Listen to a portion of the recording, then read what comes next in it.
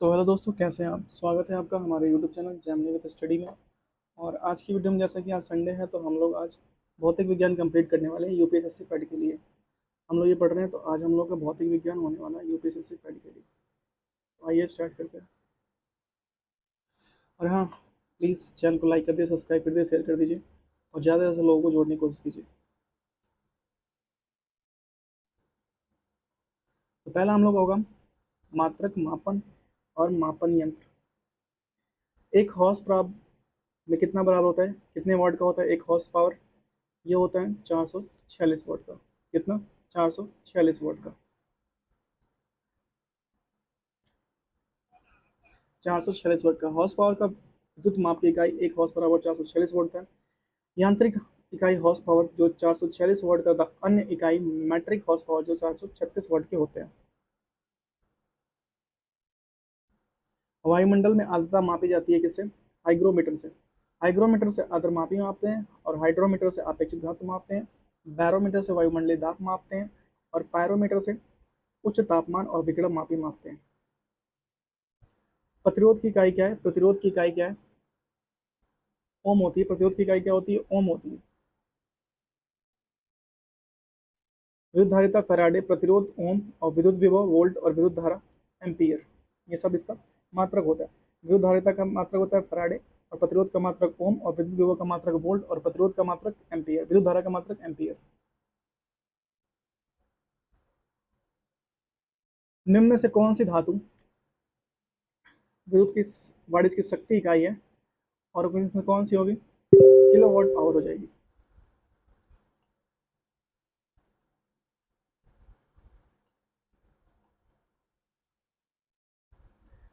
विद्युत आवेश की प्रवाह की उपयुक्त ऊर्जा जो विद्युत ऊर्जा कहलाती है, विद्युत आवेश की वाणिज्यिक इकाई किलो वाट आवर है।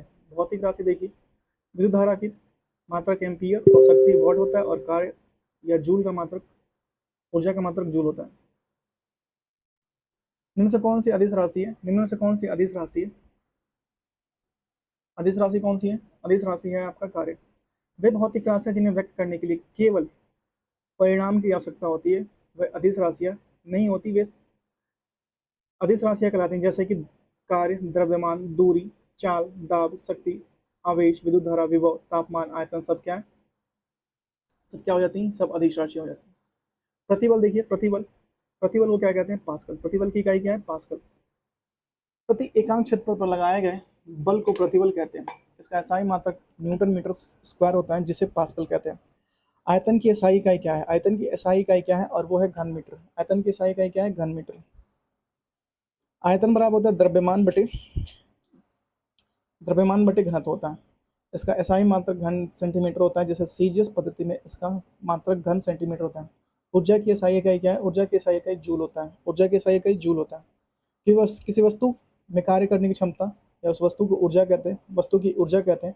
ऊर्जा एक अदिश राशि है जिसका एसआई मात्रक जूल होता है। तो सीजीएस पद्धति में मात्रक अर्घ है। इसका सीजीएस पद्धति मात्रक अर्घ है। वाट सेकेंड, वाट घंटा, किलोवाट आवर ऊर्जा के वाणिज्यिक इकाई है। ऊर्जा के दो रूप होते हैं, गतिज ऊर्जा और स्थितिज ऊर्जा। दो होते हैं ऊर्जा के, दो रूप होते हैं, गतिज ऊर्जा और स्थितिज ऊर्जा। समय की इकाई क्या है? समय की इकाई सेकंड होती है। देखिए, लंबाई की इकाई जो होती है मीटर होती है, द्रव्यमान की किलोग्राम होती है, ताप की केल्विन होती है, विद्युत धारा का एम्पियर होता है और ज्योति तीव्रता का कैंडेला होता है। पदार्थ की मात्रा को मोल कहते हैं और समय की मात्रा को सेकंड कहते हैं। चुंबकीय प्रेरण का एसआई मात्रक क्या होता है? टेस्ला होता है। चुंबकीय प्रेरण का एसआई मात्रक टेस्ला होता है। चुंबकीय प्रेरण का एसआई मात्रक टेस्ला है। चुंबकीय प्रेरण का सीजीएस प्रणाली में इसका मात्रक गॉस होता है। एक टेस्ला बराबर 1 वेबर मीटर स्क्वायर होता है और 1 टेस्ला बराबर 10 की पावर गॉस होता है और एक गॉस बराबर होता है 10 की पावर 4 वेबर मीटर स्क्वायर होता है। किसी संगीत यंत्र की ध्वनि मापी जाती है किसमें? डेसिबल में मापी जाती है। किसी संगीत धन की कोई भी ध्वनि जो डेसिबल में मापी जाती है।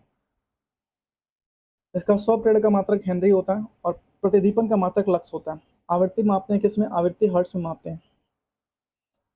आवृत्ति किसे मापते हैं? हर्ट्स में मापते हैं। आवृत्ति माध्यम का कंपन करते हुआ कोई कण 1 सेकंड में जितना कंपन करता है उसे आवृत्ति कहते हैं। इसे एन से प्रदर्शित करते हैं, एन बराबर 1/t। पराध्वनि गति का मापक किसमें करते हैं? मैक में करते हैं। पराध्वनि मापते हैं किसमें? मैक संख्या में मापते हैं। हर्ट्स आवृत्ति का मात्रक होता है। नॉट चाल का मात्रक जो एक समुद्री मील बराबर 1,852 किलोमीटर प्रति घंटा के बराबर होता है। रिएक्टर भूकंप भूकंप की तीव्रता मापते हैं रिएक्टर से क्या मापते हैं? भूकंप की तीव्रता मापते हैं।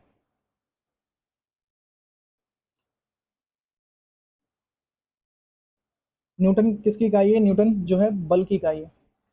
एसआई पद्धति में बल का मात्रक न्यूटन होता है, जबकि सीजीएस प्रणाली में इसका मात्रक वन न्यूटन बराबर 10⁵ होता है। एक बार बराबर कितने मात्रक है? एक बार, बार किसका इकाई है? बार जो है वायुमंडलीय दाब का इकाई है। एक बार बराबर होता है 10⁵ न्यूटन मीटर स्क्वायर। कार्य एवं ऊर्जा की इकाई क्या होती है? उसका होता है जूल। कार्य एवं ऊर्जा की इकाई जूल होती है। कार्य एवं ऊर्जा का मात्रक जूल है। जब किसी वस्तु पर बल लगाकर विस्थापित किया जाता है तो बल फोर्स द्वारा किया गया कार्य तथा बल की दिशा में विस्थापन में गुणनफल के बराबर होता है। कार्य एक अदिश राशि है जिसका मात्रक न्यूटन मीटर है, जिसे जूल कहते हैं।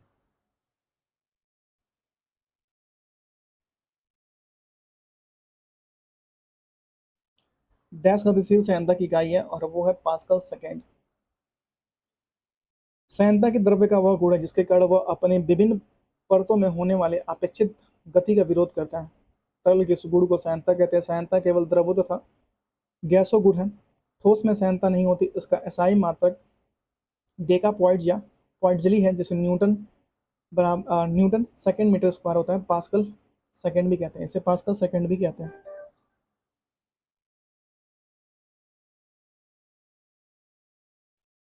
निम्न कौन सी राशि का मात्रक जूल नहीं है? कौन सी राशि का मात्रक जूल नहीं है?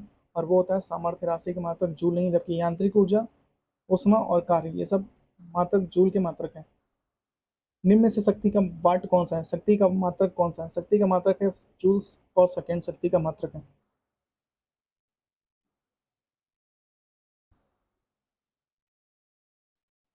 कार्य करने की दर को शक्ति सामर्थ्य कहते हैं। यदि किसी कर्ता द्वारा डब्लू कार्य टी समय में किया जाता है तो कर्ता द्वारा डब्लू अपॉन टी होता है। शक्ति का ऐसा ही मात्रक वॉट होता है। एक वॉट बराबर 1 जूल/सेकेंड होता है। जड़त्व का आघूर्ण की मात्रक क्या है? जड़त्व आघूर्ण का मात्रक यहाँ तो दिया ही नहीं है। जड़त्व आघूर्ण घूर्णन करती हुई वस्तु का गुण है जिसके कारण अपनी घूर्णन अवस्था में परिवर्तन और विरोध करती है, जड़त्व आघूर्ण कहलाती है। पास्कल इकाई क्या है? दाब। पास्कल की इकाई क्या है? दाब। पास्कल द्वारा दाब की इकाई है ब्लेज पास्कल। फ्रांसीसी वैज्ञानिक और गणितज्ञ जिन्होंने द्रव्य, गैस और द्रव्य के लिए एक सिद्धांत दिया जिसे पास्कल का नियम कहते हैं। इनके अनुसार स्थिर अवस्था में तरल में किसी बिंदु पर लगाया गया दाब मान सभी दशाओं में समान होता है। इन्हीं के नाम पर दाब इसका नाम द्रव्य या पास्कल पड़ा। दाब का पास्कल पड़ा। बिजली करंट में एम्पियर मापते हैं। बिजली करंट देखिए, वॉट की शक्ति होती है, वॉट शक्ति होती है, राशि होती है। वोल्ट का राशि जो होती है विद्युत विभव, विभवांतर, वाहक और बल होता है। कैंडेला का मात्रक होता है विद्युत तीव्रता और एम्पियर का मात्रक होता है विद्युत की करंट और विद्युत धारा। दबाव का ऐसा यूनिट क्या होता है? न्यूटन पर मीटर, सॉरी पास्कल पर मीटर होता है। दाब का ऐसा ही मात्रक Newton N upon metre square होता है, जिसके पास्कल मीटर या दाब एक अदिश राशि भी है, पास्कल भी कहते हैं। माप इकाइयों को सीरियस प्रणाली में निम्न से किस प्रणाली कहते हैं? माप इकाइयों में सीरियस प्रणाली को निम्नलिखित में क्या परिभाषा है? कूलाम, गॉस, सेंटीग्रेड नहीं, सेंटीमीटर, ग्राम और सेकंड हो जाएगा।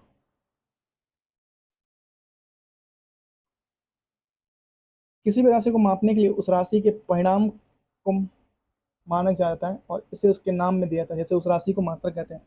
सीरियस पद्धति में सेंटीमीटर, ग्राम और सेकंड, सिस्टम में लंबाई, द्रव्यमान और समय का मात्रक सेंटीमीटर, ग्राम और सेकंड होता है, जैसे सीरियस पद्धति कहते हैं। एक वाट घंटा किसके बराबर होता है? एक वाट घंटा 3600 जूल के बराबर होता है।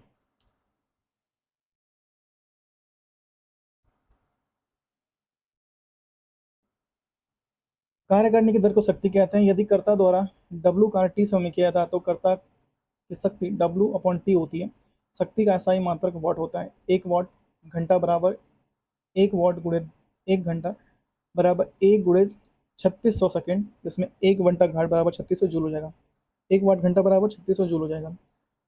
एक वोल्ट कितने के बराबर होता है? एक वोल्ट जो होता है एक जूल प्रति कूलम के बराबर होता है। दूध नापते हैं, लैक्टोमीटर से दूध मापते हैं। लैक्टोमीटर दूध की शुद्धता मापते हैं और हाइड्रोमीटर द्रवों के अपेक्षित घनत्व का मापना यंत्र होते हैं और बैरोमीटर से वायुमंडलीय दाब मापने का यंत्र है और हाइग्रोमीटर से वायुमंडलीय आर्द्रता मापने वाला यंत्र है।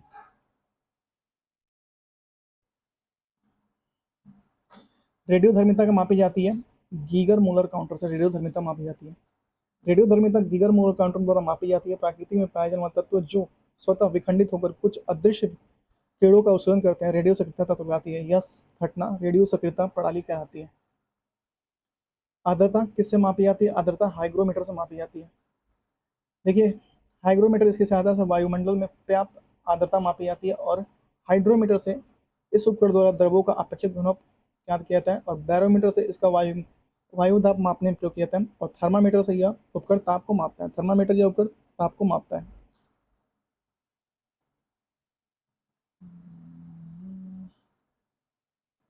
फिजिक्स में मुझे लग रहा है कि शायद 150 क्वेश्चन है, 150 या फिर 200 होगा। सागर की गहराई को मापने के लिए फैथोमीटर का उपयोग किया जाता है। टर्मिनल टॉपलर वेदर रडार ये मौसम में हवाई जहाज उतारने के लिए उपयोग किया जाता है। निम्नलिखित में से किस यंत्र का उपयोग अवशोषित या विकसित ऊष्मा मापने के लिए किया जाता है और इससे कैलोरीमीटर का उपयोग किया जाता है। कैलोरीमीटर का उपयोग किया जाता है। यांत्रिक निम्नलिखित में कौन सी भौतिक राशि अन्य से भिन्न है? और वो है बल। कार्य गतिज ऊर्जा तथा स्थिर ऊर्जा अदिश राशि, जबकि बल एक सदिश राशि है।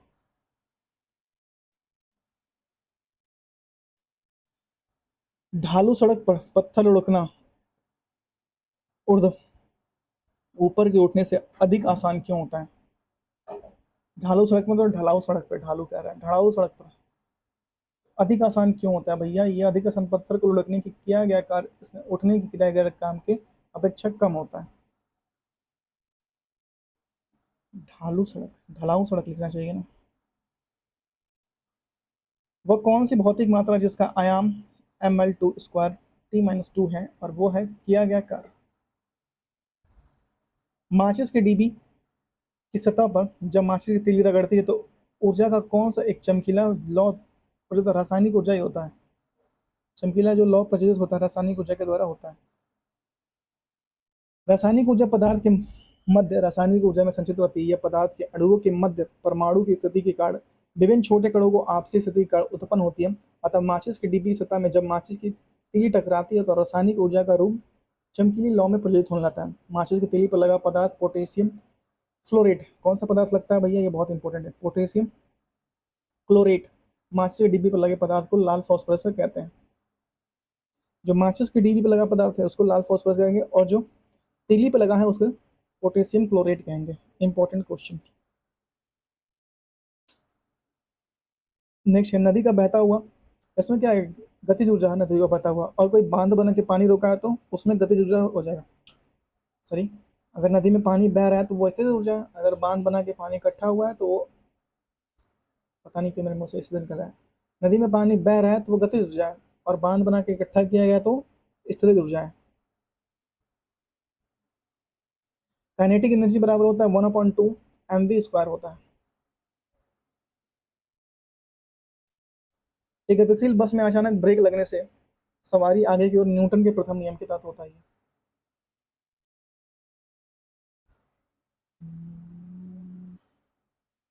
जेट इंजन किस घटना के आधार पर काम करती है? और वो है रेखीय संवेग के संरक्षण पर काम करती है जेट इंजन। इसका आविष्कार सर फ्रैंक व्हीटल ने 1937 में किया था। स्पर्शी घर्षण डैश होता है। स्पर्शी घर्षण होता है सीमित घर्षण से थोड़ा कम। स्पर्शी घर्षण सीमित घर्षण से थोड़ा कम होता है। घर्षण एक बल है जो दो दलों के बीच सापेक्षिक स्पर्शिक गति का विरोध करता है। घर्षण बल के मान दोनों तलों के बीच अभिलंब पर निर्भर करता है। घर्षण के संबंध में निम्नलिखित में से कौन सा विकल्प सही है? और वो है कौन सा? घर्षण गति का विरोध करता है, बिल्कुल करता है। घर्षण टूट फूट का कारण नहीं बनता, बनता है टूट फूट का कारण, तो ये गलत हो जाएगा। घर्षण से ऊर्जा नष्ट होती है? नहीं होती, ऊर्जा नष्ट होती है भाई। घर्षण से उष्णता का उत्पादन होता है? नहीं होता, ये भी होता है। बल का वो होगा जिसके कारण दो विषम वस्तुओं के मध्य प्रतिरोधी बल उत्पन्न होता है, उसे हम लोग क्या कहते हैं? घर्षण कहते हैं। एक साधारण लोलक की सीमा डैश पर निर्भर करती है। एक साधारण लोलक की सीमा डैश पर निर्भर करती है, उसकी लंबाई पर निर्भर करेगी। यदि लंबाई में न बढ़ने वाली ऐंठन रहित भारहीन डोरी एक सिर से पड़ी ठोस पिंड के टकराकर डोरी के दूसरे सिर से घर्षण रहित दृढ़ आकार में बांध दे तो इस प्रकार बना हुआ निकाय सरल लोलक कहता है। सरल लोलक का आवर्त का लोलक की लंबाई पर निर्भर करता है। यदि सरल लोलक की लंबाई 4 गुना कर दी जाए तो इसका आवर्तकाल 2 गुना हो जाएगा। ये एग्जाम में क्वेश्चन आता है कि अगर सरल लोलक की लंबाई इतनी कर दी जाए तो उसका आवर्तकाल कितना होगा। कितना होगा? 2 गुना होगा। और मैं कुछ दिनों के लिए गायब होने वाला हूँ, मतलब 1 हफ्ते के लिए, क्योंकि मेरा एग्जाम है भाई इसी हफ्ते। किस चीज़ का एग्जाम है वो मैं कर दे के आऊँगा तो बताऊँगा। हालांकि मैं छोटा सा सोचूंगा कि छोटा सा ब्लॉग भी बनाऊँ मैं। अब तुम लोग कहोगे कि भाई एग्जाम में इंपॉर्टेंट नहीं है, ब्लॉग एग्जाम इंपॉर्टेंट है। नहीं भाई, एग्जाम भी इंपॉर्टेंट है। इतना प्रेशर हो गया है ना भाई कि कुछ समझ ही नहीं आ रहा। गति जो कुछ समय के बाद खुद को दोहराती है उसे क्या कहते हैं भैया? आवधिक गति कहते हैं। जो कुछ समय बाद खुद को दोहराती है उसे हम लोग क्या कहते हैं? आवधिक गति कहते हैं।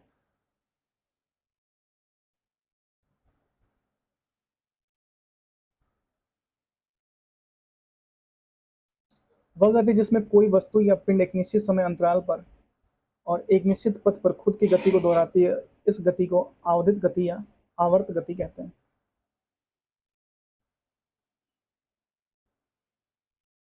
अब हम से गुरुत्वाकर्षण और गुरुत्व के अधीन गति देखेंगे।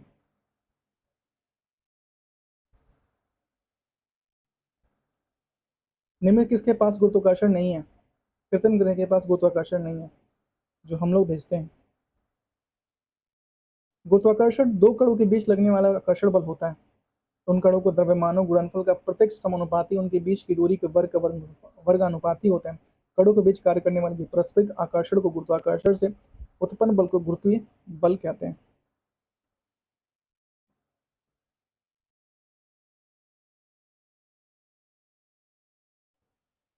नेक्स्ट है बल। सॉरी। स्थिर दौड़ से दौड़ रही एक रेलगाड़ी में बैठा यात्री लंबवत रूप से दिशा ऊपर की ओर दिशा में गेंद फेंकता है। गेंद कहाँ गिरेगी? उसके हाथ में गिरेगी भाई, और कहीं नहीं गिरेगी। स्थिर गति से दौड़ रही एक रेलगाड़ी में बैठा यात्री लंबवत ऊपर दिशा गेंद में फेंकता है। वो गेंद व्यक्ति के हाथों में गिरेगी क्योंकि रेलगाड़ी में बैठे व्यक्ति का वेग रेलगाड़ी के वेग से समान होता है। अतः जब गेंद को ऊपर की ओर फेंका गया तो गेंद का भी वही वेग होगा जो रेलगाड़ी का वेग है। हाँ, कह रहा है एक गेंद भूमि से 10 मीटर की ऊंचाई पे मुक्त रूप से गिरती है तो ठीक जमीन से पहले उस पर लगने वाला वेग क्या होगा? ये तो था √10 आवर/मीटर/सेकेंड -1²। ये सूत्र है, आप देख लीजिए।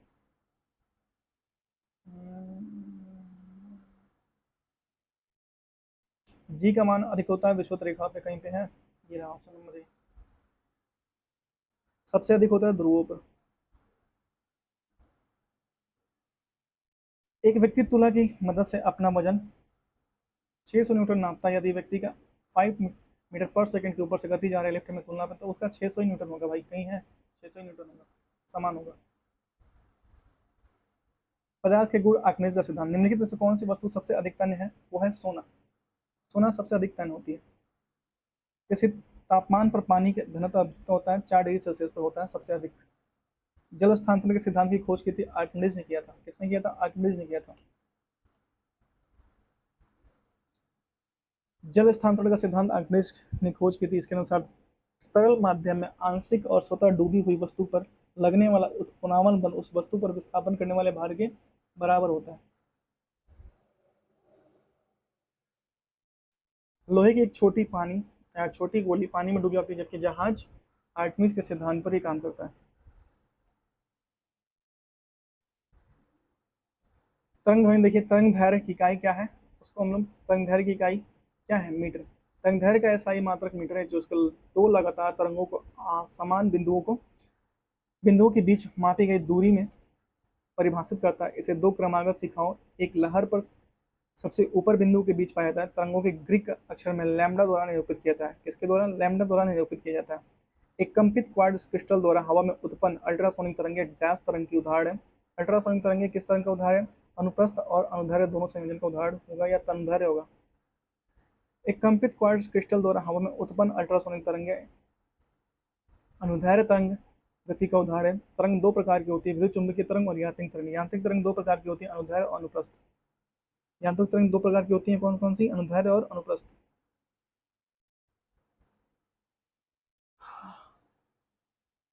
एक ध्वनि तरंग का वेग 700 मीटर पर सेकंड है, तो ध्वनि तरंग 75 सेंटीमीटर, तो ध्वनि तरंग की आवृत्ति कितनी हो जाएगी?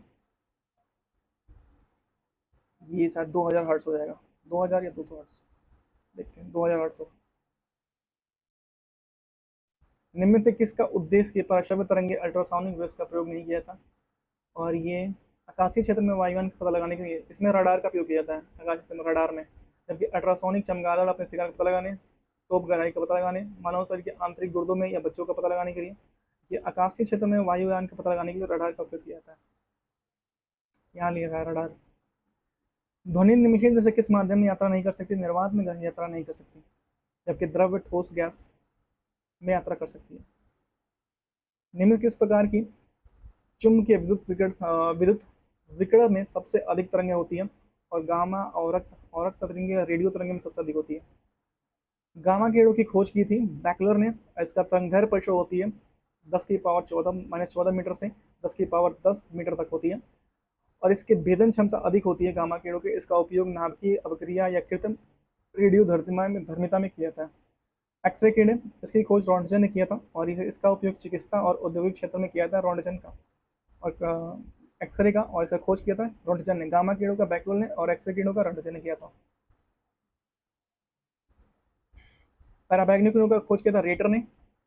ये 10 की पावर 8 से 10 की पावर माइनस 7 तक होती है। इसका उपयोग होता है पैराबैग्निक किरणों का, इसका उपयोग सेकाई प्रकाश विद्युत प्रभाव में उत्पन्न तथा बैक्टीरिया को नष्ट करने में किया था गामा पैराबैग्निक किरणें का। दृश्य किरणें देखिए, न्यूटन ने खोज किया था दृश्य किरणें का। ये 3.9 × 10⁻⁷ से 7.8 × 10⁻⁷ से इसमें हम वस्तुओं को, इससे हमें वस्तुएं दृश्यमान प्रतीत होती हैं। औरक्त किरणें हर्सल ने खोजा था औरक्त किरणों को। किसने? हर्सल ने। ये 7.8 × 10⁻⁷ मीटर से 10⁻³ मीटर तक होती है। ये किरणें ऊष्मीय विकिरण से जिस वस्तु पर पड़ते हैं उसका तापमान बढ़ जाता है। इसका उपयोग कोहरे में फोटोग्राफी करने और रोगियों की सेकाई करने तथा टेलीविजन में रिपोर्ट कंट्रोल से है। लघु रेडियो तरंग हेनरिक हर्ट्ज, ये 10⁻³ मीटर से 1 मीटर तक होती है। इसका उपयोग रेडियो, टेलीविजन और टेलीफोन में होता है। दीर्घ रेडियो तरंगे मार्कोनी ने खोजा था। दीर्घ रेडियो तरंगे मार्कोनी ने खोजा था। 1 मीटर से 10⁴ मीटर तक होती है। इस प्रकार की किरणों का उपयोग रेडियो और टेलीविजन में होता है। देखिए, दीर्घ तरंगों की खोज मार्कोनी ने किया था, लघु तरंगों की खोज हेनरिक ने किया था, और अवृत्त किरणों का खोज हर्सल ने किया था, दृश्य किरणों का खोज न्यूटन ने, और पराबैंगनी किरणों का खोज रिटर ने किया था। निम्नलिखित में से कौन सा पदार्थ का एक ध्वनि है? कौन सा पदार्थ का एक ध्वनिक है? और वो है लोहा। लोहा एक ध्वनिक पदार्थ है। जो लोहा धातु से उत्पन्न होने वाली विशेष प्रकार की ध्वनि के अनुदानी ध्वनि कहता है। धातु में वह अभिलक्षणिक गुण होता है। यही कारण है कि मंदिर या स्कूल में घंटे आदि धातु के बने होते हैं। समान प्रवस्था में कंपमान्य माध्यम से किन्हीं दो सबसे निकट कणों के मध्य बीच की दूरी डैश होती है, और वो तरंगदैर्घ्य होती है। क्या होती है? तरंगदैर्घ्य होती है।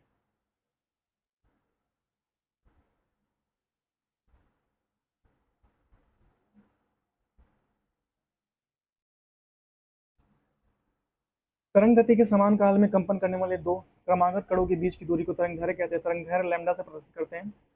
अनुप्रस्थ तरंगों के दो पास पास दो जैसे श्रृंगों और गर्तों के बीच में दूरी अनुदैर्घ्य के क्रमांक दो संपीड़न और बेल के बीच की दूरी को तरंगदैर्घ्य कहते हैं। जिसका तरंगदैर्घ्य सबसे अधिक होगा, किसका तरंगदैर्घ्य सबसे अधिक होगा? नारंगी का। सूर्य में प्रकाश में बैंगनी रंग का तरंगदैर्घ्य सबसे कम तथा सबसे प्रकीर्णन अधिक होता है। देखिए, बैंगनी रंग का जो तरंगदैर्घ्य होता है सबसे कम, और प्रकीर्णन सबसे अधिक होता है। लाल रंग का तरंगदैर्घ्य सबसे अधिक और प्रकीर्णन सबसे कम होता है। इसके बाद नारंगी तथा रंग का तरंगदैर्घ्य सबसे अधिक होता है। तरंगदैर्घ्य का क्रम निम्नवत है: लाल, नारंगी, पीला, हरा, नीला, जामुनी और बैंगनी। नेक्स्ट है,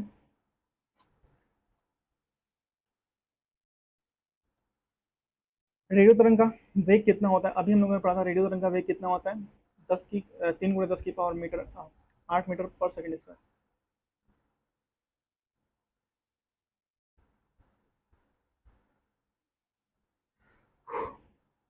सही बताऊं, मेरा मुंह दुख गया बहुत ज्यादा यार। कभी कभी ऐसा होता है ना कि मैं कोई क्लास ले लिया रहता हूँ, फिर वो रिकॉर्ड ही नहीं हुआ होता है। मेरा मतलब कि उस समय क्या बताऊँ, मेरा दिमाग ऐसा खराब होता है कि मैं क्या बताऊँ। एफएम प्रसारण बैंड है, वीएचएफ रेंज के द्वारा होता है।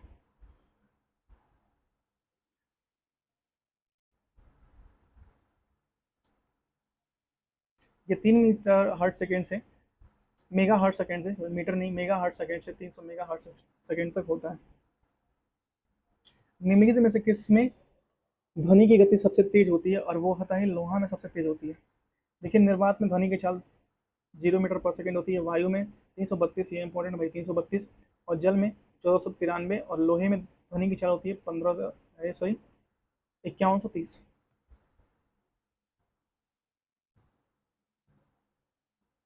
ठीक है।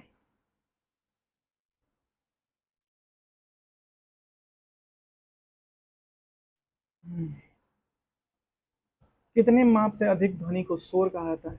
अगर 80 डेसिबल से अधिक हो जाएगा तो शोर कहेंगे।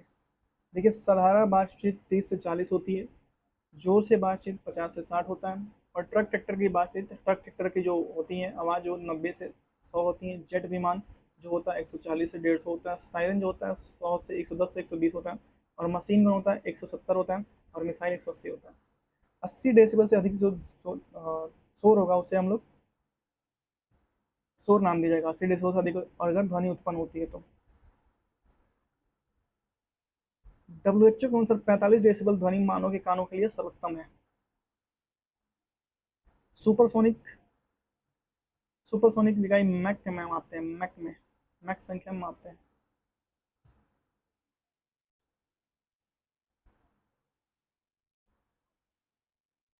सुपरसोनिक स्पीड मैक में मापते हैं। मैक बराबर वस्तु की स्पीड और माध्यम में ध्वनि।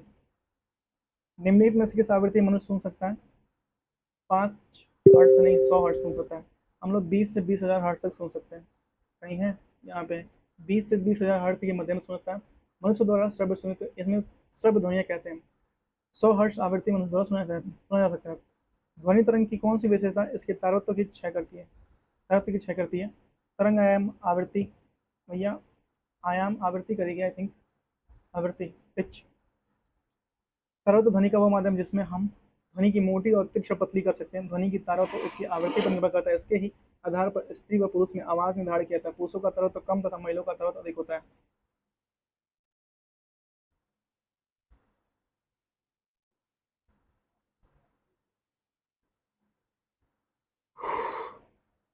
ठीक है।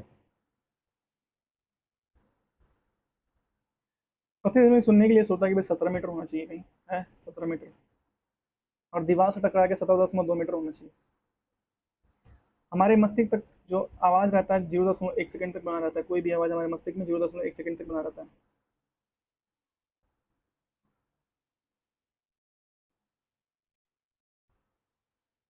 दो व्यक्तियों की वार्तालाप में डेसिबल 30 डेसिबल से अधिक नहीं होना चाहिए, वरना उसको शोर माना जाएगा।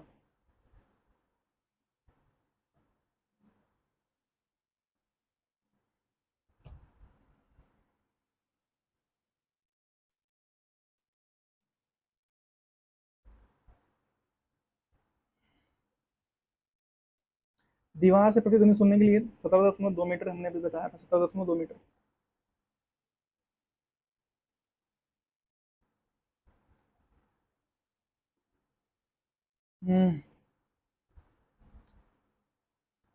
नेक्स्ट क्वेश्चन है, जब किसी ध्वनि ध्वनि स्रोता से उत्पन्न ध्वनि के आगे जाकर सुना, दीवार पहाड़ से टकराकर पुनः वापस आता है, 16.6 मीटर न्यूनतम होती है, और 17.2 मीटर के लगभग होना चाहिए। ध्वनि के माध्यम से गमन नहीं हो सकता। निर्वात में ध्वनि गमन नहीं कर सकता। हम लोग ये पढ़ चुके हैं।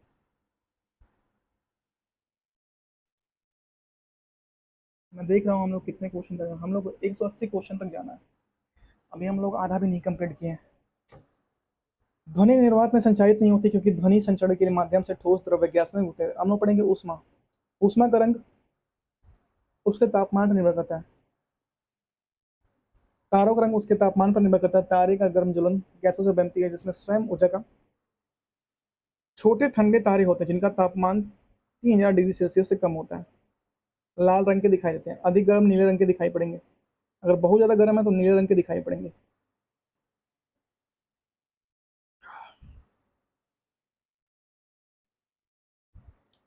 निम्न में से किस ऊष्मा का अंतरण विधि से पृथ्वी को सूर्य से ऊर्जा प्राप्त होती है? और वो होती है विकिरण विधि से सूर्य को पृथ्वी को सूर्य से ऊर्जा प्राप्त होती है। ऊष्मा का संचरण किसी माध्यम से तीन विधियों से होता है: चालन, संवहन और विकिरण।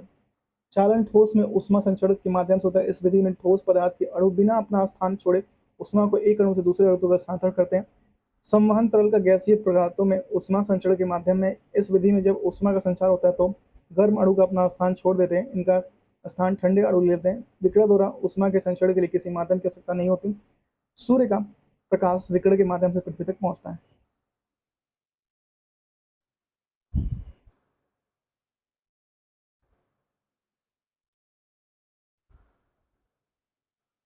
नेक्स्ट है, अन्य परंपरागत तरीकों से तुलना में प्रेशर कुकर डैश में खाना जल्दी पकता है, क्योंकि उसमें प्रेशर जल्दी बढ़ जाता है भाई।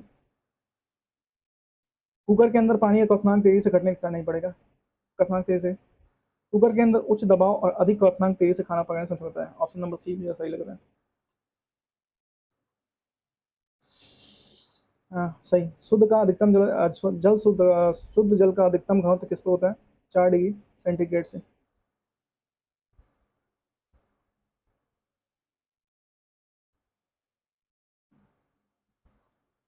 शुद्ध जल का अधिकतम घनत्व 4 डिग्री सेंटीग्रेड से तापक्रम पर होता है। शुद्ध पानी रंगहीन गंधहीन होती है और पानी 100 डिग्री सेंटीग्रेड से ऊपर पर उबलने लगता है। बर्फ का द्रवणांक हिमांक 0 डिग्री सेंटीग्रेड है। जब जल जब जल जमता है तो उसका घनत्व होता है, उसका घनत्व घटता है। जब जल जमता है तो उसका घनत्व घटता है तथा आयतन बढ़ता है, क्योंकि पानी जमने के बाद ज़्यादा जगह घेरता है, जिसके कारण बर्फ का घनत्व पानी के घनत्व से कम होता है। इसी कारण पानी की तुलना में बर्फ हल्की होती है। मोम और घी पिघलने पर घनत्व बढ़ता है। मोम और घी का पिघलने पर घनत्व बढ़ता है। नमक को बर्फ के साथ मिलाने पर हिमांक क्या होता है? घटता है। नमक को बर्फ के साथ मिलाने पर हिमांक घटता है। नमक को बर्फ के साथ मिलाने पर हिमांक घटता है, क्योंकि क्लोराइड लवण बर्फ को पिघलने से एजेंट का कार्य करता है। यह बर्फ पानी में घुलनशील होती है, जिसके परिणाम स्वरूप हिमांक शून्य से नीचे आता है।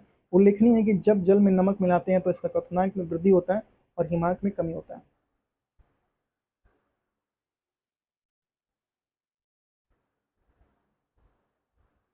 सबसे कम तापमान जिस पर कोई पदार्थ आग पकड़ लेता है उसका हम प्रज्वलन तापमान कहते हैं। प्रज्वलन तापमान वह न्यूनतम तापमान जिस पर कोई पदार्थ आग पकड़ लेता है उसे कहते हैं गलनांक तापमान। किसी पदार्थ का गलनांक तापमान वह होता है जिस पर वह पदार्थ अपने ठोस अवस्था से पिघलकर द्रव अवस्था में हो जाती है। 0 डिग्री सेल्सियस पर पिघलकर बर्फ पिघलकर जल में बदल जाता है और बर्फ का गलनांक 0 डिग्री सेल्सियस होता है। हिमांक तापमान पदार्थ अपनी द्रव अवस्था से ठोस अवस्था में परिवर्तित होती है। जो जल का हिमांक तापमान 0 डिग्री सेल्सियस होता है, अर्थात जल 0 डिग्री सेल्सियस पर ठोस में परिवर्तित हो जाता है। क्वथनांक किसी द्रव्य का क्वथनांक वह तापमान है जिस पर वह गर्म करने पर उस द्रव्य की वाष्प और दाब उस द्रव्य की सतह पर लगने वाले वायुमंडल ताप के बराबर होता है।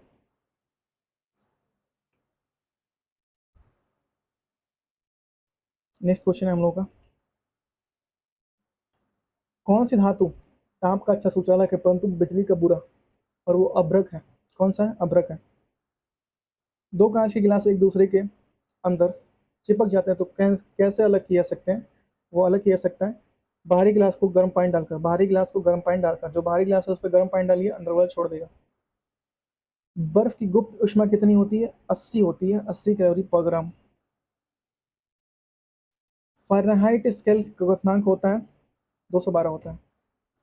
देखिए, जल का हिमांक सेल्सियस पे होता है 0 डिग्री सेल्सियस और फ़ारेनहाइट पे होता है 32 डिग्री सेल्सियस और केल्विन पैमाने पे होता है 273 डिग्री सेल्सियस। जल का क्वथनांक होता है, हिमांक हमने पढ़ा। अब जल का क्वथनांक 66 डिग्री पे होता है 100 डिग्री सेल्सियस और फ़ारेनहाइट पे होता है 212 डिग्री सेल्सियस।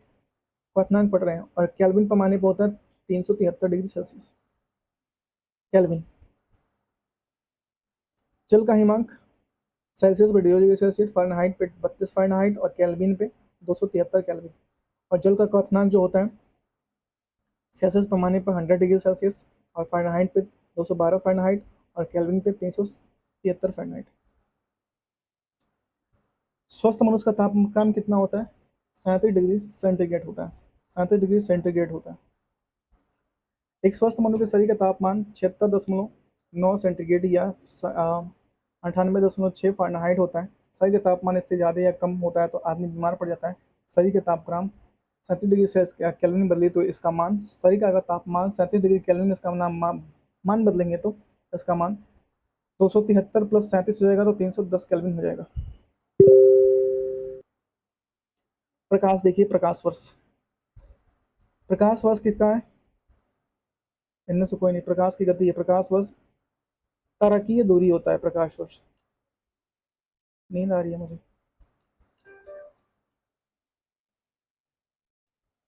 प्रकाश वर्ष दूरी का मात्रक है।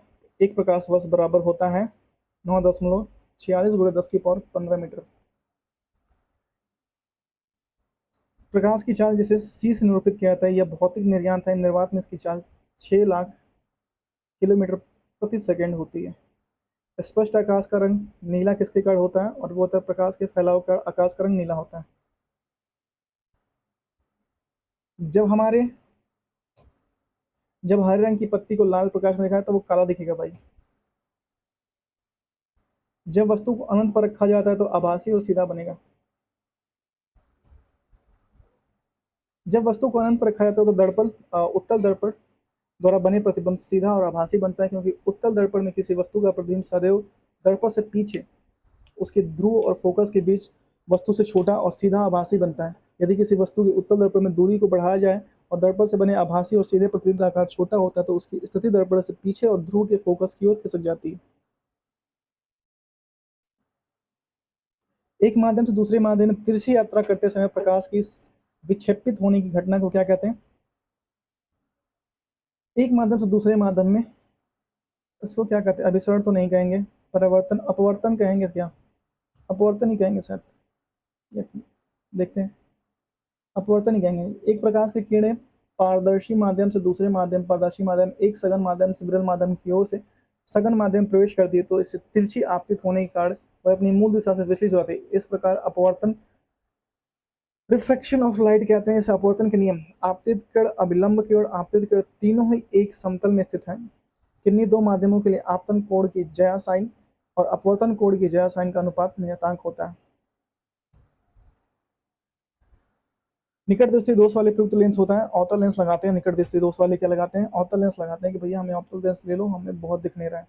निकट दृष्टि दोष वाले इस रोग से ग्रसित व्यक्ति नजदीक की वस्तु देख लेता है परंतु दूर की वस्तु नहीं देख पाता। निकट दृष्टि दोष से निवारने के लिए अवतल लेंस का प्रयोग किया जाता है। निकट दृष्टि दोष होने के कारण आंख में लेंस की मोटाई बढ़ जाना और लेंस की फोकस दूरी घट जाता है तथा लेंस की क्षमता बढ़ जाती है। दूरदृष्टि दोष निवारने के लिए उत्तल लेंस का प्रयोग किया जाता है। देखिए सिंपल सा, अगर निकट दृष्टि दोष है तो आपको निकट की वस्तु दूर फेंकना पड़ेगा, तो उसमें क्या पड़ेगा? अवतल लेंस। अवतल लेंस क्या करता है कि चीज पास की वस्तु को दूर दिखाता है, और उत्तल लेंस अगर लगाएंगे तो दूर की वस्तु को पास दिखाएगा।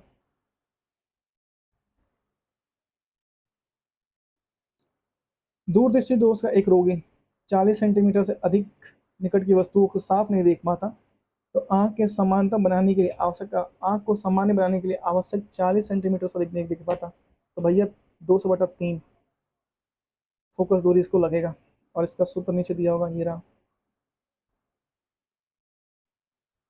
एक वस्तु की फोकस सेंटीमीटर 20 सेंटीमीटर से उत्तल लेंस की मुख्य अक्ष की ओर रखा गया तो लेंस की वस्तु की दूरी 30 सेंटीमीटर हो तो बनने वाली छवि की स्थिति क्या होगी? 60 होनी चाहिए। ये देखते हैं, 60 है। यहाँ देखें एक बार स्क्रीनशॉट ले लीजिए अगर तो। ये तो किसी व्यक्ति का पूरा प्रतिबिंब देखने के लिए एक समतल दर्पण की ऊंचाई व्यक्ति की आधी होनी चाहिए। कहीं है व्यक्ति की आधी? ये रहा।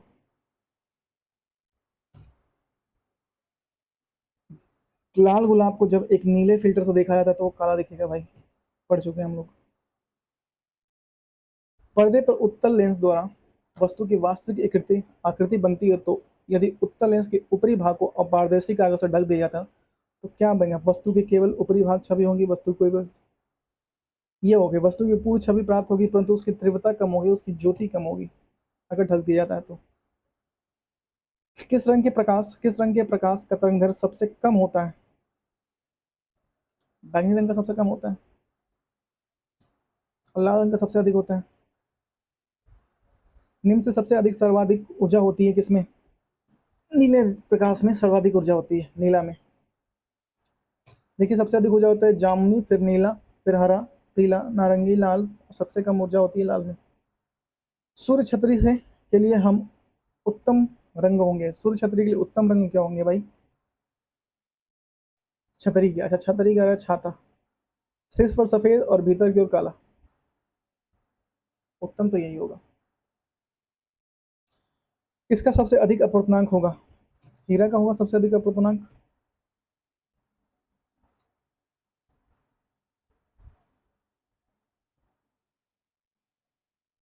हीरे के बाद कांच का, और कांच के बाद जल अथवा वायु का होता है। स्वच्छ आकाश का नीला रंग किसके कारण होता है?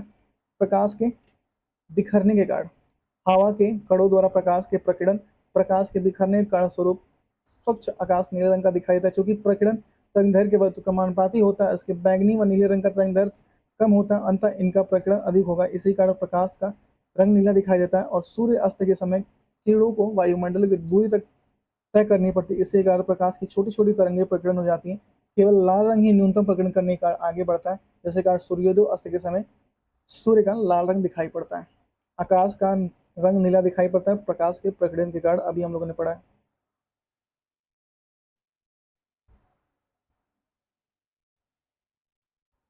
निम्नलिखित में से प्रकाश का कौन सा रंग शून्य था वायु के अतिरिक्त अन्य माध्यम में तेजी से गमन करता है? वो है लाल, क्योंकि इसकी आवृत्ति सबसे कम और तरंगदैर्घ्य 78,000 एंगस्ट्रॉम से अधिक होता है। मोटर गाड़ियों में साइड की वस्तु देखने के लिए क्या लगाते हैं? उत्तल दर्पण लगाते हैं।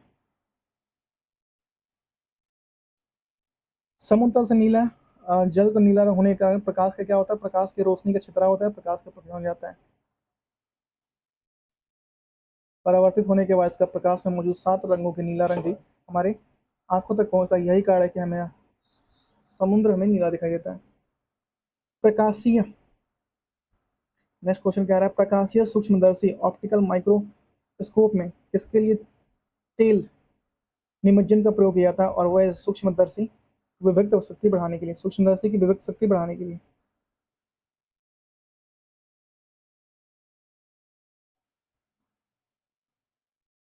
प्रकाशीय सूक्ष्मदर्शी सूक्ष्मदर्शी है जो दृश्य प्रकाश और लेंसों का उपयोग छोटी वस्तु को बड़ा करने के लिए बनाते हैं। प्रकाश के पथ में एक डैश वस्तु के आने पर छाया का निर्माण होता है, ये क्या आती है? अपारदर्शी, पारदर्शी। छाया का निर्माण कब होगा? पारदर्शी होगा या अपारदर्शी होगा? स्व विवेक लगाइए भैया, अपारदर्शी होगा। प्राथमिक रंग क्या है? उपरोक्त सभी प्राथमिक रंग है भैया, नीला, हरा, लाल प्राथमिक रंग है। अच्छा बताइए कमेंट करके सेकंड प्राइमरी रंग कौन सा है? मुख्य रंग कौन सा है? नीला, हरा, लाल। अब हम लोग यहाँ से पढ़ेंगे इलेक्ट्रिसिटी। ओम के नियम अनुसार निम्नलिखित में से कौन सा समीकरण सत्य है? आर बराबर V upon I, option number B. बिजली का प्रवाह सर्किट्स में कब होता है? और वो होता है कब? आमतौर पर स्विच ऑन होने पर परिपथ बंद हो जाता है और धारा, ये मेरे एग्जाम में आया हुआ था भाई, इसी दिन समझो कि मैं एग्जाम में बैठा हुआ था। आमतौर पर स्विच होने पर, और ये मेरा गलत हुआ था, हालांकि सबको इसके लिए नंबर मिला था। देखो इसमें आमतौर पर स्विच ऑन होने पर परिपथ बंद हो जाता है और धारा का प्रवाह होने लगता है, जबकि स्विच ऑफ होने पर ब्रेक हो जाता है, धारा का प्रवाह रुक जाता है।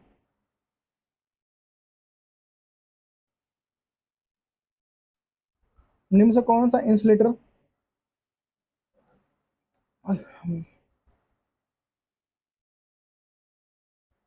इंसुलेटर का उदाहरण है? कौन सा इंसुलेटर का उदाहरण है? और वो है हीरा। ऐसा पदार्थ जो विद्युत कुचालक होते हैं उनका उपयोग इंसुलेटर के रूप में कर सकते हैं, क्योंकि विकल्प में दिए गए पदार्थ में हीरा जो कार्बन का अपरूप है विद्युत का कुचालक है, अतः हीरे का प्रयोग हम इंसुलेटर के रूप में कर सकते हैं। कंडक्टर के अन्य उदाहरण धातु, लवण के जलीय गोल घोल, ग्रेफाइट और मोनोसाइड आदि है। इंसुलेटर का उदाहरण प्लास्टिक, टॉस्टो, स्ट्रॉयड,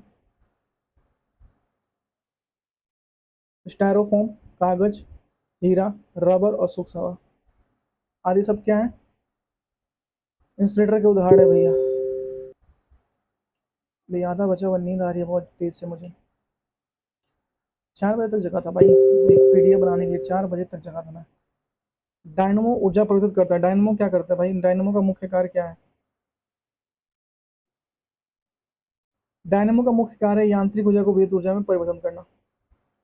डायनमो एक वैज्ञानिक उपकरण है जो यांत्रिक ऊर्जा को विद्युत ऊर्जा में बदलता है। इसका आविष्कार माइकल फैराडे ने किया था। डायनमो विद्युत चुम्बकीय प्रेरण सिद्धांत पर कार्य करता है।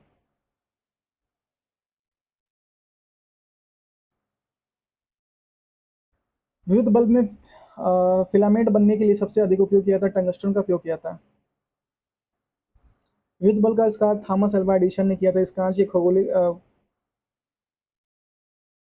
खोखले गोले के अंदर टंगस्टन धातु का फिलामेंट तंतु होता है जिसमें धारा प्रभावित करने पर अतृप्त जो 1650 डिग्री सेल्सियस से 3000 डिग्री सेल्सियस तक हो जाता है।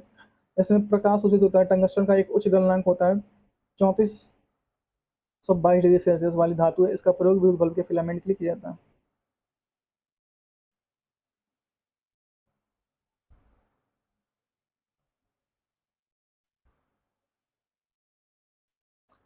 विद्युत प्रतिरोध को मापने के लिए क्या किया जाता है? ओम मीटर का प्रयोग किया जाता है। विद्युत प्रतिरोध को मापने के लिए ओम मीटर का प्रयोग किया जाता है। वोल्ट मीटर देखिए, वोल्ट मीटर दो बिंदुओं के बीच का विभवांतर होता है। वोल्ट मीटर अमीटर होता है, विद्युत धारा को मापने का यंत्र होता है। और गैल्वेनोमीटर होता है, विद्युत परिपथ में विद्युत धारा की उपस्थिति दिखा दर्शाता है गैल्वेनोमीटर।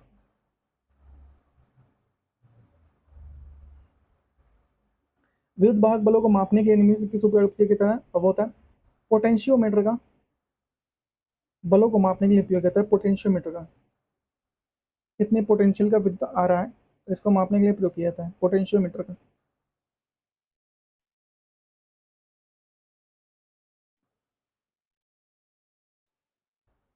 ईएमएफ का पूरा रूप है इलेक्ट्रोमोटिव फोर्स होता है। विद्युत वाहक बल है। किसी परिपथ में खुले दो टर्मिनलों के बीच की इकाई आवेश को प्रभावित करने दिए गए कार्य को मात्र को उन दो बिंदुओं के बीच विद्युत वाहक बल कहता है। इसके मात्रक वोल्ट होता है। तब विद्युत वाहक बल को मापने के लिए पोटेंशियोमीटर का उपयोग किया जाता है। इसका पोटेंशियोमीटर का उपयोग किया जाता है। एसी को डीसी प्रतिवर्ती धारा को विद्युत धारा में परिवर्तित करने के लिए निम्नलिखित में किस उपकरण का प्रयोग किया जाता है? और वो किया जाता है रेक्टिफायर का। किसका? रेक्टिफायर का।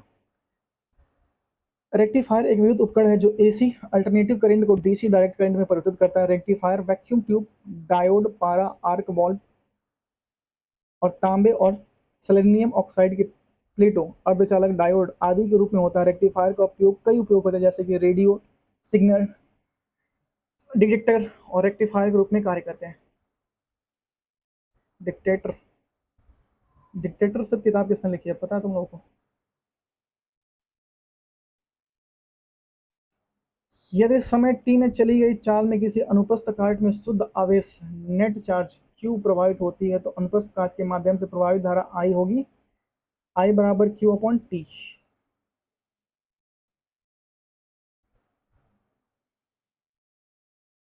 विभवांतर के अधिक किसी वस्तु विद्युत परिपथ में विद्युत आवेश के प्रवाह की दर को विद्युत धारा कहते हैं।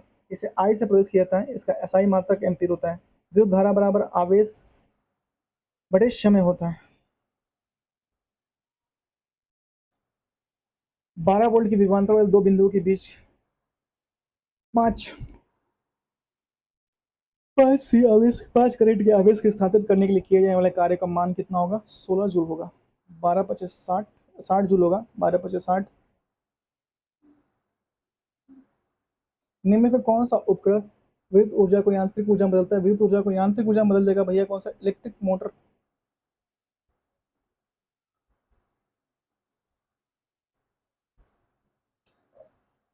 विद्युत मोटर जो है फैराडे सिद्धांत पर आधारित है। प्रतिवर्तक ट्रांसफार्मर का सिद्धांत किस पर कार्य करता है? विद्युत चुम्बकीय प्रेरण पर काम करता है। प्रतिवर्तक ट्रांसफार्मर एक ऐसा यंत्र है जो विद्युत चुम्बकीय प्रेरण के सिद्धांत पर कार्य करता है। इसका मुख्य कार्य प्रतिवर्ती वोल्ट को घटाने या बढ़ाने का होता है। मुख्यतः ट्रांसफार्मर दो प्रकार के होते हैं। अपापचयी ट्रांसफार्मर, स्टेप डाउन ट्रांसफार्मर जिसका कार्य उच्च विभव को प्रतिवर्ती धारा को निम्न विभव के प्रतिवर्ती धारा में बदलना होता है, तथा ऊंचाई ट्रांसफार्मर, स्टेप अप ट्रांसफार्मर इसका कार्य निम्न विभव के प्रतिवर्ती धारा को उच्च विभव के प्रतिवर्ती धारा के बदलना होता है। ट्रांसफार्मर केवल प्रतिवर्ती धारा तथा विभवांतर के साथ कार्य कर सकता है, ना कि दृष्टि धारा और एक दृष्टि धारा के साथ। लंबा था ये।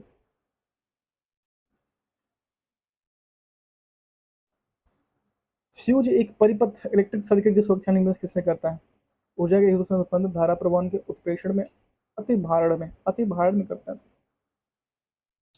विद्युत परिपथ में अति भारण ओवरलोडिंग, लघु पत्र में शॉर्ट सर्किट सुरक्षा के लिए विद्युत परिपथ में फ्यूज का तरल होता है। फ्यूज का तरल तार जो होता है वो टंगस्टन का होता है। वर्तमान में फ्यूज तार के स्थान पर लघु परिपथ विच्छेदक मिनिएचर सर्किट ब्रेकर एमसीबी का प्रयोग किया जाता है। एमसीबी हमारे घर भी लगा था पहले एमसीबी, एक बार ब्लास्ट हो गया, पकड़ा ही नहीं। सर्किट में विद्युत की उपस्थिति का पता लगाने के लिए निम्नलिखित में से किस उपकरण का प्रयोग किया जाता है, और वो होता है गैल्वेनोमीटर का उपयोग किया जाता है। सर्किट में विद्युत की स्थिति का पता लगाने के लिए गैल्वेनोमीटर का उपयोग किया जाता है। गैल्वेनोमीटर का उपयोग किया जाता है। गैल्वेनोमीटर का उपयोग किसी विद्युत परिपथ में विद्युत धारा की उपस्थिति का पता लगाने के लिए किया जाता है। अमीटर एक ऐसी युक्ति है जिसका उपयोग किसी वस्तु गैल्वेनोमीटर का किया जाता है, ठीक है। अमीटर एक ऐसी युक्ति जिसका उपयोग किसी वस्तु परिपथ में प्रभावित होने वाली धारा का मान ज्ञात करने के लिए कहते हैं।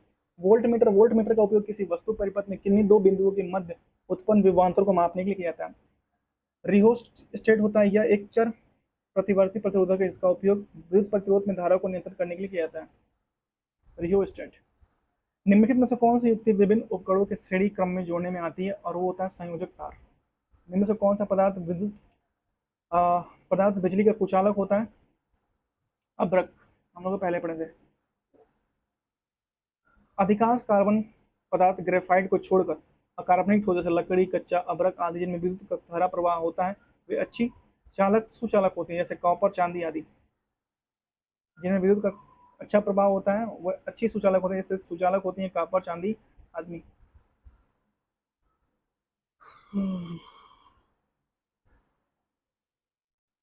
तांबे का बल्ब बना होता है टंगस्टन का। सॉरी, तांबे का नहीं, बिजली का बल्ब जो होता है टंगस्टन का होता है भाई। बिजली का बल्ब का आविष्कार थॉमस अल्वा एडिसन ने किया था। इसका तंतु का फिलामेंट टंगस्टन का बना होता है, जिसका गलनांक 3500 डिग्री सेल्सियस होता है। टंगस्टन के ऑक्साइड को रोकने के लिए बल्ब के अंदर निर्वात कर दिया जाता है और आर्गन तथा नाइट्रोजन भर दी जाती है। साधारणतः बल्ब विद्युत ऊर्जा का केवल 5 से 10% भाग ही प्रकाश में परिवर्तित करता है। चालक के माध्यम से प्रभावित वह धारा होती है, क्या होती है? विभवांतर या प्रत्यक्ष अनुपातिक। जर्मनी के वैज्ञानिक जॉर्ज साइमन ओम ने धारा और विभवांतर के बीच संबंध की खोज की थी। आवेशित की गई एक वस्तु द्वारा किसी अन्य आवेशित की गई वस्तु द्वारा अवशोषित न की गई वस्तु पर किए गए बल को क्या कहते हैं? विद्युत स्थैतिक बल कहते हैं। आवेशित की गई एक वस्तु द्वारा किसी अन्य आवेशित की गई वस्तु अथवा अवशोषित न की गई वस्तु पर लगाए गए बल के प्रतिरोध स्थैतिक बल कहते हैं। कूलाम नियम विद्युत आवेश के बीच लगने वाला विद्युत स्थैतिक बल के बारे में नियम है। कूलाम के नियम के अनुसार दो स्थिर बिंदु आवेशों के बीच कार्य करने वाला आकर्षण बल तथा प्रतिकर्षण बल दो आवेशों के परिणाम के गुणनफल के समानुपाती है तथा उनके बीच की दूरी को वर्ग के व्युत्क्रमानुपाती कहते हैं। वर्ग के व्युत्क्रमानुपाती कहते हैं। प्रतिवर्ती धारा एसी को एक दिश धारा डीसी में किसके द्वारा जरिए प्रस्तुत किया जा सकता है, और वो होता है दृष्टिकारी रेक्टिफायर के द्वारा परिवर्तित किया जाता है। दृष्टिधारी ऋजुकारी एक रेक्टिफायर एक ऐसी युक्ति है जो आवर्तित धारा या एसी को दृष्टि धारा डीसी में बदलने का कार्य करती है, अर्थात रेक्टिफायर एसी से डीसी में परिवर्तित करती है। रासायनिक ऊर्जा को विद्युत ऊर्जा में रूपांतरण किसके द्वारा किया जाता है, और वो किया जाता है संचायक सेल द्वारा। लेड अम्ल संचायक सेल और क्षारीय संचायक सेल। यांत्रिक ऊर्जा को विद्युत ऊर्जा में रूपांतरण करने के लिए प्रयोग किया जाता है, और क्या प्रयोग किया जाता है? डायनामो को।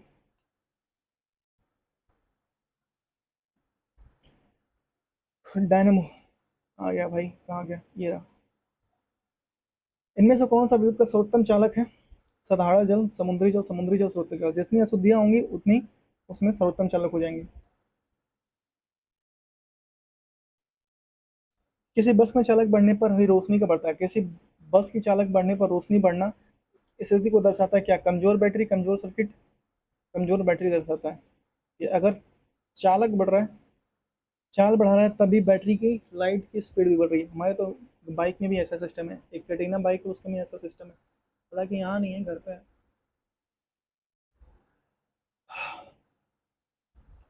जब बस की बैटरी कमजोर होती है तो लाइट को जलाने से पर्याप्त ऊर्जा नहीं दे पाती, इसलिए जब बस चाल बढ़ती है तो डायनेमो से अधिक करंट मिलता है और रोशनी बढ़ जाती है।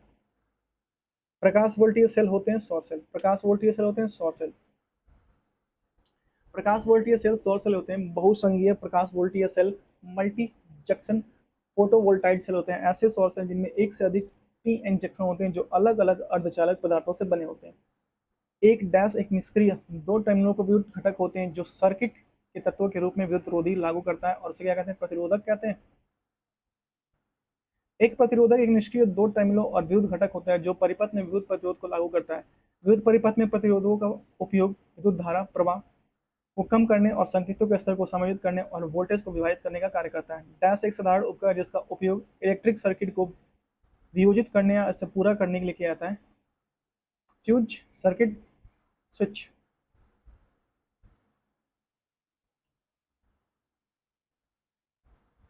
पावर स्ट्रिप क्या है? पावर स्ट्रिप क्या है? पावर स्ट्रिप एक विद्युत उपकरण है जिसका उपयोग आउटलेट क्षमता को विस्तारित करने के लिए किया जाता है जो उपकरणों को समायोजित कर सके। पावर स्ट्रिप एक विद्युत उपकरण है जिसका उपयोग दीवार आउटलेट को क्षमता को विस्तारित करने के लिए किया जाता है जिसका उपयोग उपकरणों की संख्या समायोजित कर सकता है। कई घटकों में एक पावर आउटलेट का प्रयोग कर प्लग करता है और यह इलेक्ट्रॉनिक उपकरणों के लिए बिजली प्रदान करता है। नेक्स्ट है चुंबकत्व। विद्युत चुंबकत्व किससे तैयार होता है? विद्युत चुंबकत्व किससे तैयार होता है? और वो होता है नरम लोहा से विद्युत चुंबकत्व तैयार होता है। इसमें इलेक्ट्रॉनिक्स। इलेक्ट्रॉनिक संचार प्रणाली में 3 बुनियादी इकाई कौन सा है? ट्रांसमीटर, ट्रांसमिशन और चैनल और रिसीवर। इलेक्ट्रॉनिक संचार प्रणाली में 3 बुनियादी ट्रांसमीटर, ट्रांसमिशन, चैनल और रिसीवर। इलेक्ट्रॉनिक संचार प्रणाली में 3 बुनियादी इकाई होते हैं। ट्रांसमीटर प्रेषित इलेक्ट्रॉनिक युक्ति जो एंटीना की मदद से रेडियो तरंग उत्पन्न करता है। ट्रांसमिशन चैनल जिन माध्यम से रेडियो तरंग को प्रक्षेपित किया जाता है और रिसीवर रेडियो तरंगों को ग्रहण करने वाली युक्ति। इलेक्ट्रॉनिक संचार प्रणालियों में शोर निम्नलिखित में से किसे संदर्भित करता है? और वो किसे करता है? अवांछित सिग्नल जो संदेश सिग्नल के प्रसारण और प्रसंस्करण में बाधा डालते हैं। इलेक्ट्रॉनिक संचार प्रणाली को शोर संदर्भ करता है जो कि अवांछित सिग्नल जो संदेश और सिग्नल के प्रसारण को प्रकाशित करने में प्रसंस्करण करने में बाधा डालते हैं। नेक्स्ट है आधुनिक भौतिक। अल्बर्ट आइंस्टीन ने किसके लिए नोबेल पुरस्कार मिला था? फोटो इलेक्ट्रॉनिक प्रभाव के लिए इनको मिला था 1905 में। 1905 में आइंस्टीन ने क्वांटम सिद्धांत को मानव आधार मानकर प्रकाश विद्युत प्रभाव की व्याख्या की। उन्होंने प्रकाश विद्युत के छोटे छोटे बंडलों के रूप में माने जाने के प्रकाश के वेग से चलते हैं जो बंडलों को फोटोन कहते हैं और प्रत्येक फोटोन की ऊर्जा h पूर्णांक u विकृत आकृति के बराबर होती है। अल्बर्ट आइंस्टीन ने उनके प्रकाश विद्युत प्रभाव की व्याख्या 1921 में नोबेल पुरस्कार में मिला। 1921 में इनको नोबेल पुरस्कार मिला। 1905 में हुए तो 1921 में इनको नोबेल पुरस्कार मिल गया। इनमें से किस वैज्ञानिक ने अपेक्षिकता सिद्धांत रिलेटिविटी थ्योरी दी थी? और वो की थी अल्बर्ट आइंस्टीन ने रिलेटिविटी थ्योरी दी थी। समानता अपेक्षित सिद्धांत का समानता सापेक्षिक सिद्धांत के अंग्रेजी में जनरल थ्योरी ऑफ रिलेटिविटी कहते हैं।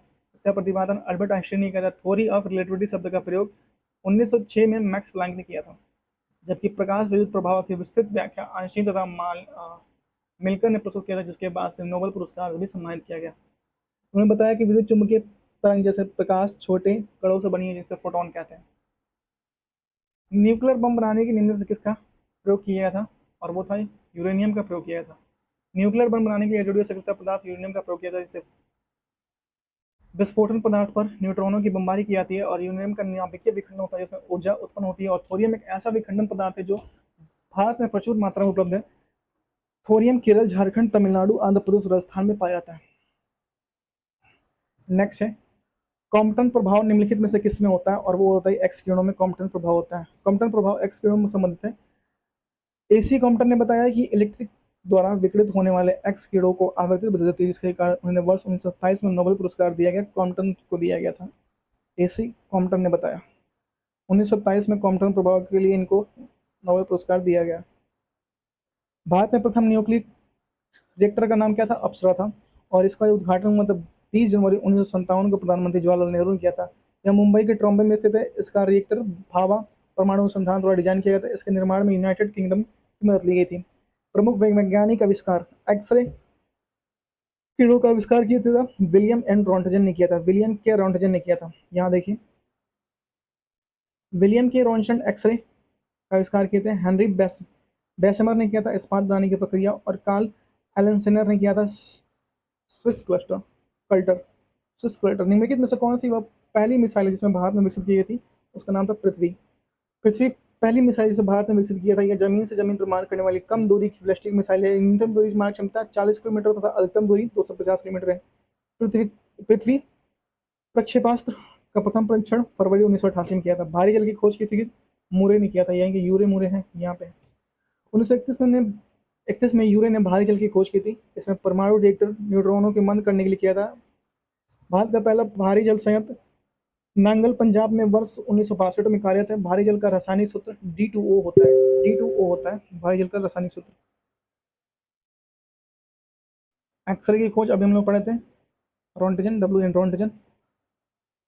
1895 में एक्सरे का उपयोग टूटी हड्डियों और तस्वीर लेने और रेडियोथेरेपी में हवाई अड्डों की सुरक्षा में आदमी किया था। डायनामाइट अल्फ्रेड नोबल, इनके पुरस्कार में ये दिया जाता है, पुरस्कार भी नोबेल पुरस्कार भी दिया जाता है।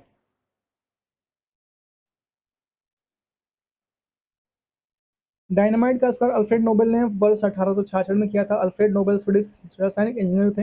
डायनामाइट एक विस्फोटक पदार्थ है जिसका उपयोग प्रज्वलन में किया जाता है।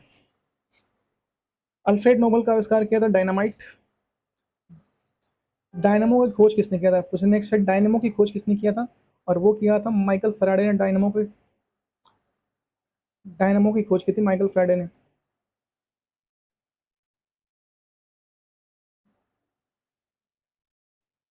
डायनामो एक विद्युत यंत्र की खोज माइकल फैराडे ने की थी। डायनामो यांत्रिक ऊर्जा को विद्युत ऊर्जा में परिवर्तित करता है। इसका सिद्धांत विद्युत चुम्बकीय प्रेरण में किया था। ट्रांसफार्मर की खोज किसने की थी? माइकल फैराडे ने। ट्रांसफार्मर की खोज माइकल फैराडे ने की थी। यह विद्युत चुम्बकीय प्रेरण के सिद्धांत पर कार्य करने वाला यंत्र जिसका खोज प्रतिवर्ती धारा एसी में विद्युत वाहक और वोल्टता को कम करने अधिक किया गया था। यह निम्न विभव को एसी को उच्च विभव में एसी में बदलता है। निम्न विभव एसी को उच्च विभव में बदलता है।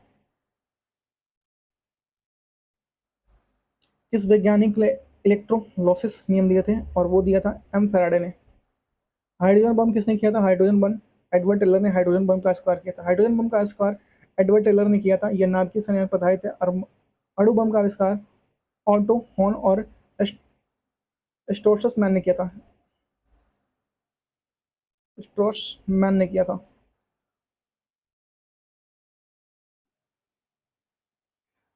कृत मिलान पहचाने वाटरमैन ने किया था।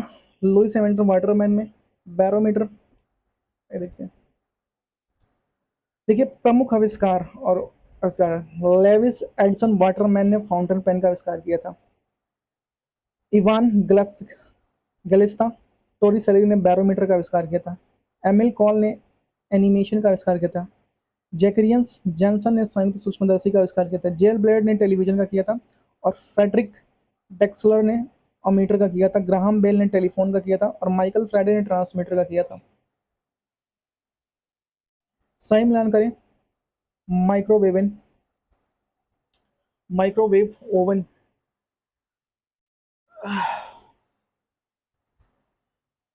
माइक्रोवेव ओवन पर्सी स्पेंसर ने किया था। ट्रांसफार्मर माइकल फैराडे ने। बैटरी एलेसेंड्रो वोल्टा ने। और वार्नियर कैपिलिटर पियरे वार्नियर ने। और डायनामो माइकल फैराडे ने। और डीजल रुडोल्फ रुडोल्फ डीजल ने। और कंप्यूटर किया था चार्ल्स बेबेज ने। और इलेक्ट्रॉन सूक्ष्मदर्शी अर्नेस्ट कोस्टा और बोंडो वन बैरिस और मैक्स नॉल ने किया था। इलेक्ट्रॉन सूक्ष्मदर्शी थर्मामीटर डैनियल गैब्रियल फारेनहाइट ने किया था। रिवॉल्वर सैमुअल कोल्ट ने किया था।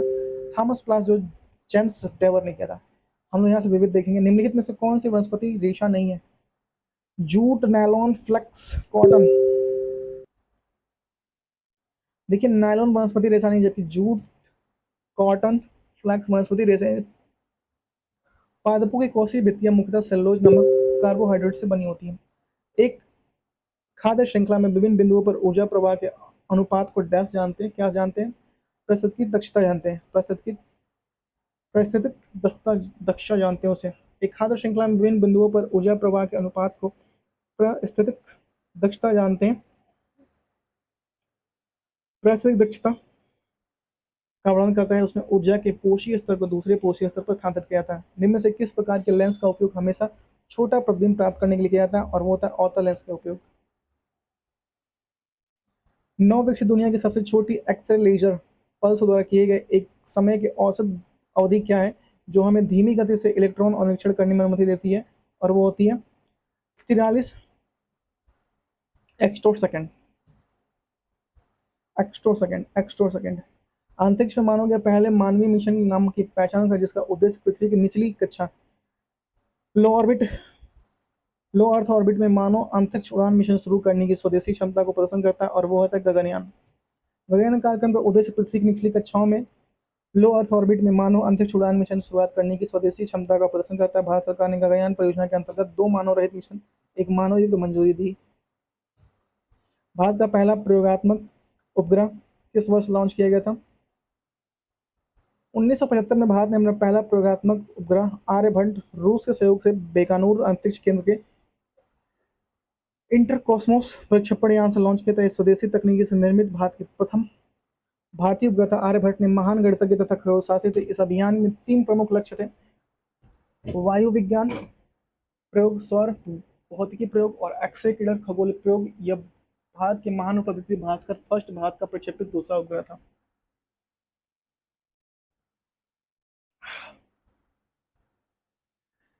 दो हजार 21 में भारतीय अंतरिक्ष अनुसंधान संगठन इसरो ने देश के पहले मानव अंतरिक्ष मिशन गगनयान पर सहयोग के लिए निम्नलिखित में से किस देश की अंतरिक्ष एजेंसी के साथ समझौता किया? और वो है फ्रांस। इसरो ने इंडियन स्पेस रिसर्च ऑर्गेनाइजेशन ने अपने पहले मानव अंतरिक्ष मिशन गगनयान के सहयोग से फ्रांस की अंतरिक्ष एजेंसी के साथ समझौते पर हस्ताक्षर किया। ज्ञात हो कि भारत, रूस, यूएसए तथा चीन को बाद अंतरिक्ष में मानव कदम रखने वाला चौथा देश भारत बना। किसी पिंड की कार्य करने की क्षमता को क्या कहते हैं? ऊर्जा। किसी पिंड की कार्य करने की क्षमता को ऊर्जा कहते हैं। ऊर्जा ना तो उत्पन्न किया जा सकता है, ना ही नष्ट किया जा सकता है, लेकिन इसका एक रूप से दूसरे रूप में रूपांतरण होता रहता है। शक्ति का मात्रक वॉट या न्यूटन मीटर पर सेकंड है, या संवेग का मात्रक मीटर पर सेकंड है। निम्नलिखित में कौन सी प्रक्रिया प्राकृतिक जल विज्ञान हाइड्रोलॉजिकल अथवा जल चक्र का भाग नहीं है? और वो है विसरण। विषण प्राकृतिक जल विज्ञान हाइड्रोलॉजिकल तथा जल चक्र का भाग नहीं है। विषण उस प्रक्रिया को कहते हैं जिसमें 2 या 2 से अधिक पदार्थ वस्तुतः एक दूसरे से मिलकर सामग्री मिश्रण बनाते हैं। विषण एक अपरिवर्तनीय क्रिया है जिसमें पदार्थों के स्वाभाविक बहाव के सांद्रण पर अंतर कम रहता है। जीवाणु के बैक्टीरिया के नियंत्रण के लिए जिस प्रकाश के किरण का प्रणाली के अंदर वैकृत प्रयोगशाला में उपयोग किया जाता है उसका नाम क्या कहते हैं? उसे पराबैंगनी विकिरण कहते हैं।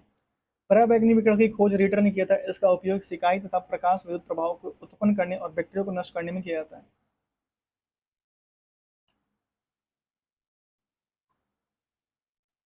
निम्नलिखित में से कौन सा विकल्प क्लास सेकंड लीवर का उदाहरण है? और वो होता है व्हील बैरो। उत्तोलक का एक श्रेणी या टेढ़ी दृढ़ छड़ होती है जो किसी निश्चित बिंदु के चारों ओर स्वतंत्रतापूर्वक घूम सकती है।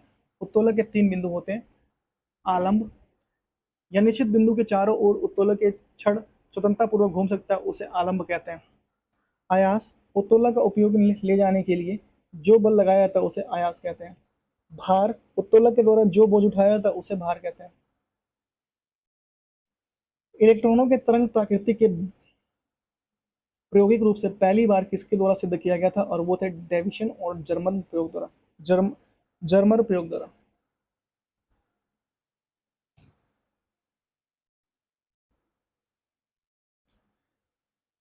कण बोसान का नाम कण बोसान नाम का संबंध किससे है? Boson SN. बोस से।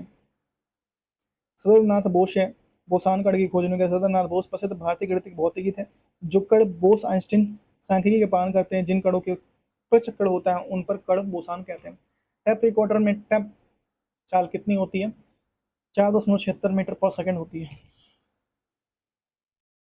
निम्न में से विद्युत उत्पादन करने के सर्वाधिक हिस्सा किसका है? और वो होता है ताप विद्युत का।